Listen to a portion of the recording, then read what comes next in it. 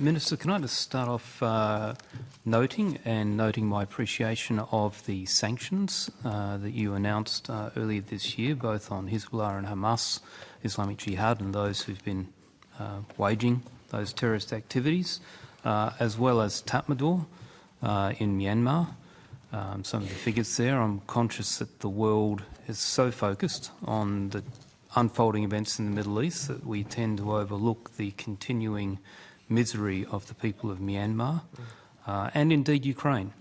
I note just overnight, again, Russian bombardments of civilian areas and civilian casualties, including in hospitals. And I welcome again the sanctions that were applied on Iran because of their support to Russia of providing weapons to commit those kind of atrocities. My question regarding sanctions is, given that precedent of sanctioning Iran for their support of Russia, is there any thought to sanctioning clear providers of military capabilities to the Tatmadaw that have been used in the human rights abuses in Myanmar, rather than just the Tatmadaw and their business enterprises themselves?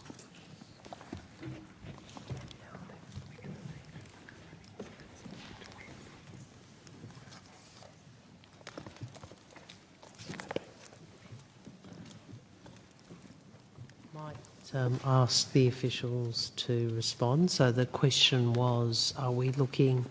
Has there been any consideration, rather than just sanctioning the Tatmadaw and their military and commercial entities, of sanctioning entities or individuals who have provided the weapons and military equipment that the Tatmadaw has needed to commit those atrocities, in the same way that we sanction Iranian supply to Russia? Senator, you probably won't like my answer, which is we don't speculate on sanctions, which is the answer anybody who sat in this chair has given. But I can ask Ms Moody or Ms Chan to perhaps go through the range of sanctions and the things that have been announced and the thinking behind them.